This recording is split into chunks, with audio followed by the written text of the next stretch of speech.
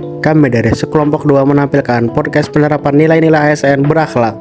Silahkan nikmati videonya. Baik, Assalamualaikum warahmatullahi wabarakatuh. Selamat datang di podcast kami, Kelompok 2 Angkatan 33 Latsar CPNS Golongan 2 tahun 2020. Bersama saya Reza, di sini ada Pak Sandy, dan Pak Dizana, Pak Rizky, dan Pak Nova.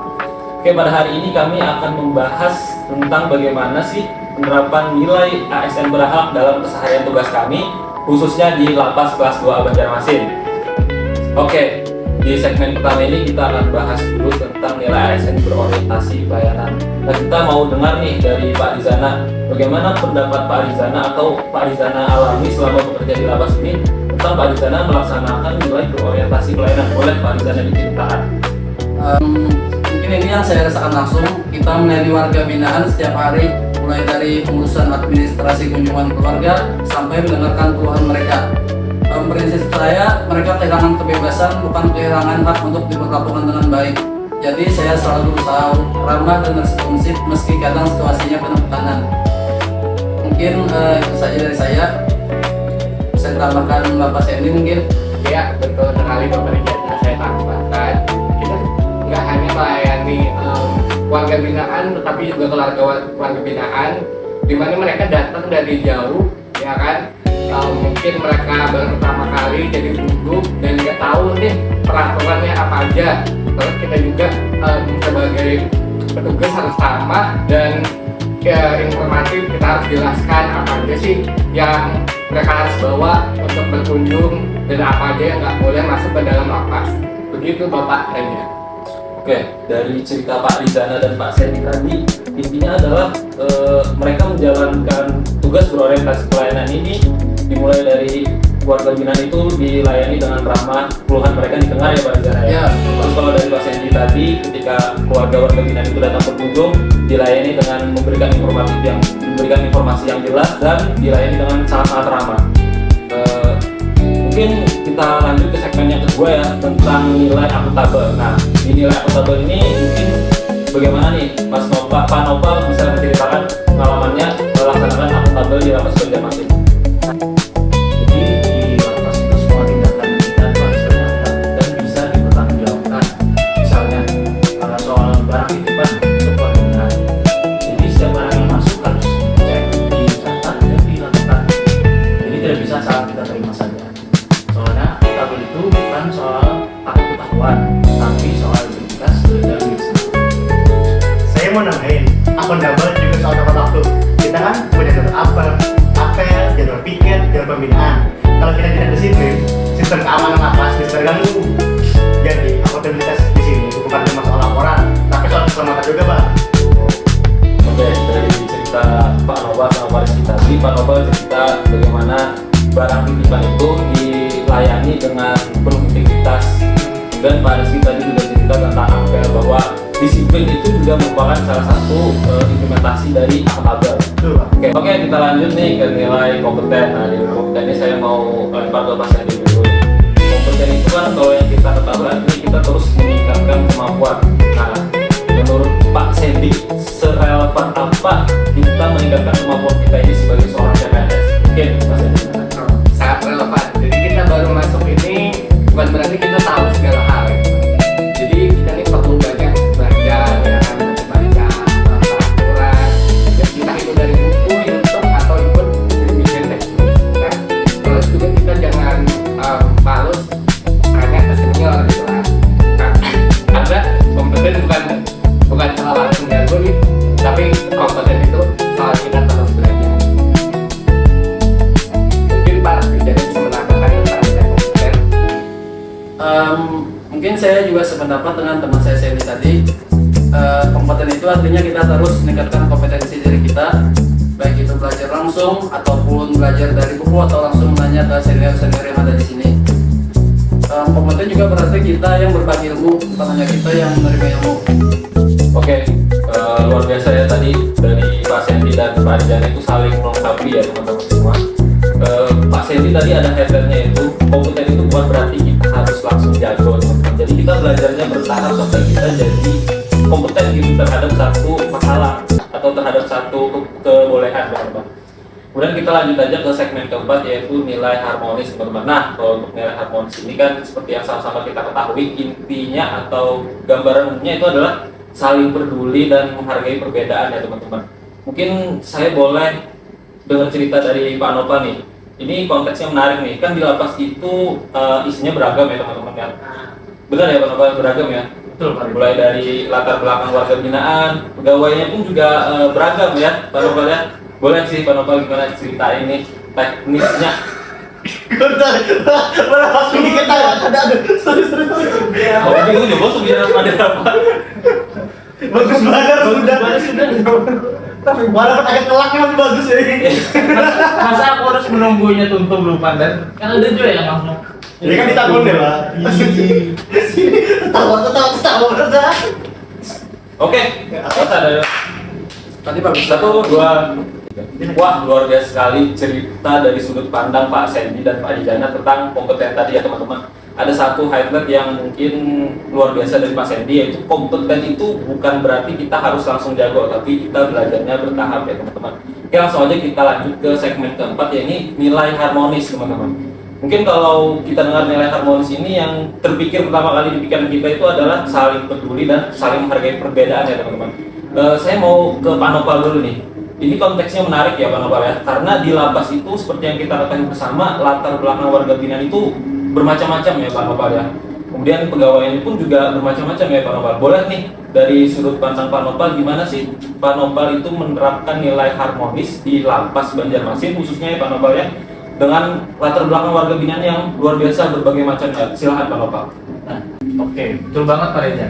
Jadi di lapas ini warga binaan itu datang dari berbagai latar belakang, suku, agama, dan pastinya itu kasusnya beda-beda kan. Nah, kita sebagai petugas itu tidak boleh dikasih, karena semua harus kita perlakukan setara dan adil, sama rata semuanya. Nah, di situ letak harmonisnya. Selain itu di tim kita juga, tim petugas pemasyarakatan itu berlaku juga harmonis itu. Karena banyak karakter petugas yang berbeda, tapi justru itu jadi saling melengkapi satu sama lain. Saya sangat setuju. Misalkan kalau ada perbedaan pendapat di dalam tim, kita selesaikan dengan komunikasi, bukan didiamkan.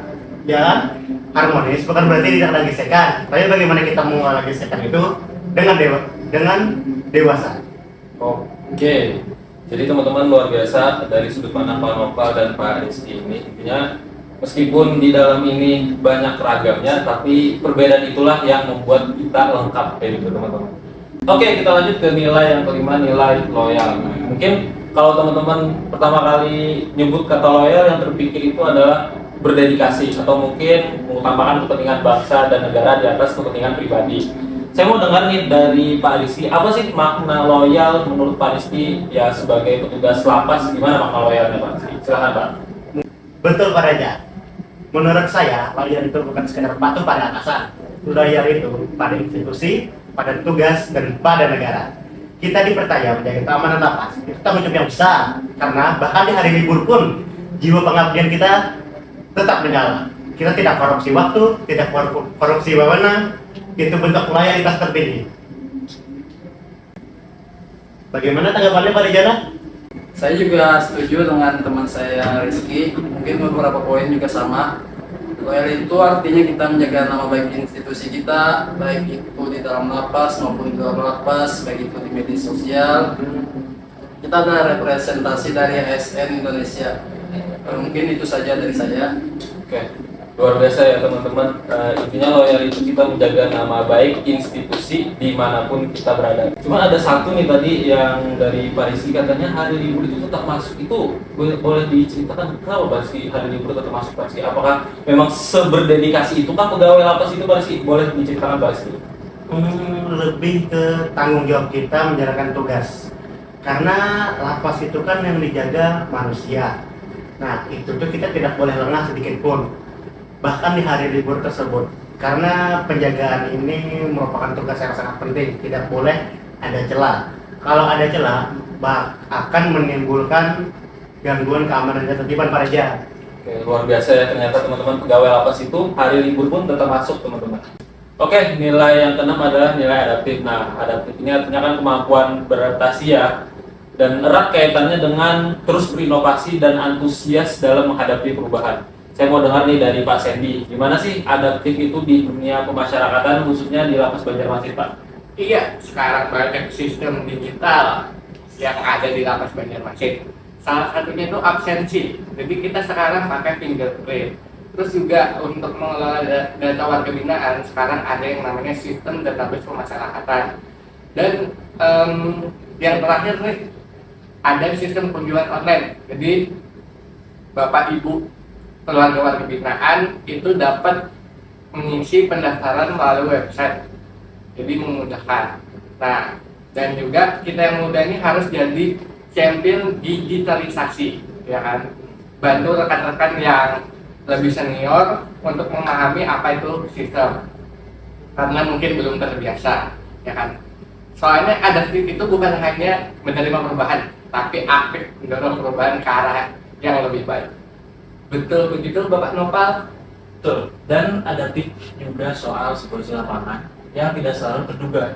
Kadang ada kondisi darurat, situasi yang tidak ada panduan, dan disitulah kita harus cepat berpikir dan menyesuaikan diri. Oke. Luar biasa ya teman-teman. Jadi adaptif itu, ini highlightnya ya teman-teman, adaptif itu bukan hanya menerima perubahan, tapi kita sendiri juga yang aktif menjadi mendorong perubahan itu sendiri ya teman-teman ya. Oke. Lanjut aja kita ke nilai yang ke-7 yaitu kolaboratif. Nah ini nilai terakhir nih teman-teman.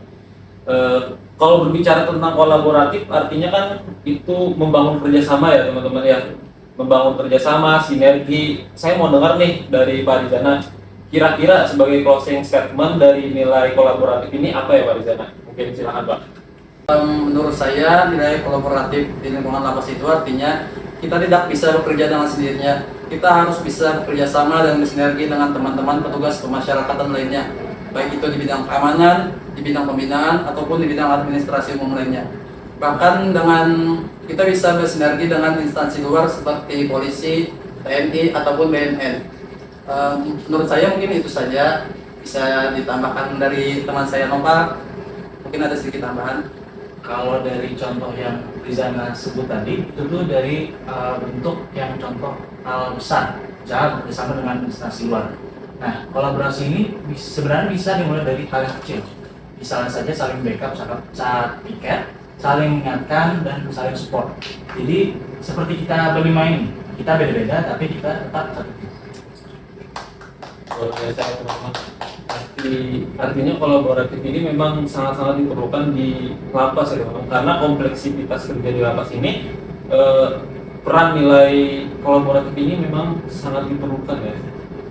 Saya rasa sih kurang lebihnya seperti itu ya teman-teman ya, terkait dengan nilai-nilai dasar ASN, 7 nilai dasar ASN yang memang menjadi hidupnya di lapas ini teman-teman. Mungkin ada sepatah dua patah kata dari teman-teman sekalian, silahkan mulai dari Pak Nopal. Oke, mungkin dari saya dulu ya. Jadi, saya harap apa yang kita bagikan hari ini bisa bermanfaat dan menginspirasi teman-teman semua. Mohon maaf apabila kami ada kesalahan di dalam podcast kali ini. Kami masih belajar, masih CPNS, masih rasa. Tapi semangat kami untuk mengabdi tidak pernah CPNS. Betul. Cepat puas, enggak semangat. Oke, cocok. Boleh. Oke. Kayaknya kita harus ada sesuatu yang wah nih sebelum mengakhiri podcast ini.